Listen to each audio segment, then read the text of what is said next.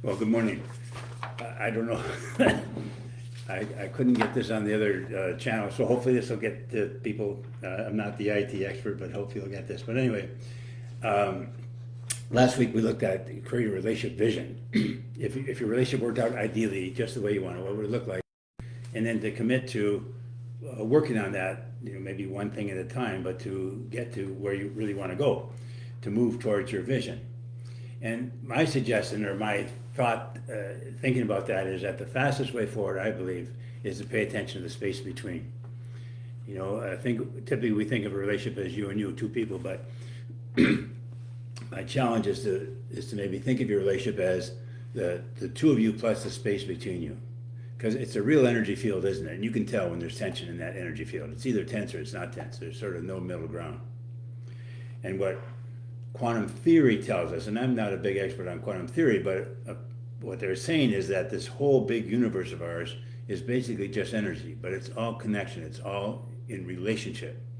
So atom to atom, molecule to molecule, planet to planet, galaxy to galaxy, everything is in relationship. And so your little relationship is a microcosm of the vast macrocosm. At the very basic level, the quantum level, it wants to be connected. And if you put negativity into that space between, it causes disconnect. All right. And I think what happens. I think in the romantic love phase of a relationship, that energy field is pretty positive. It's new. It's exciting. It's romantic.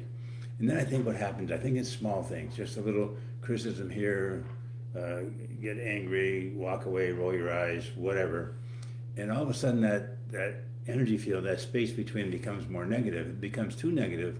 Then either quickly or slowly, people start to avoid. Why would I go into a toxic space? So 30 years ago, when I started doing this work, imago relationship therapy, my focus, like all of us, was on the imago. That unconscious image that children create of the person who loves me, who takes care of me, who meets all my needs. So we looked at, what were the childhood challenges for you, how did that work, why you together, and we get some insight, and there's nothing wrong with insight. Then for years, 20, 25 years, I really focused on the notion of safety because of our old brain. To me, it just made sense. If you don't feel safe, you'll defend yourself. But I think now, honest to God, I think the fastest way forward for any couple, is to really pay attention to the space between. It's sacred ground, holy ground, and no negativity in the space between. Because the negativity causes disconnect, and if it gets too negative, then people avoid it. Why would I go into a toxic space? All right. Now, I think this is the piece that couples are having the most problems with, because I think to some extent it's unconscious. Because the caveat is, of course, it's the person on the receiving end who determines whether it's negative or not. I might think I'm doing something that's okay, but if it comes across as negative to my partner, I'm the one that needs to change.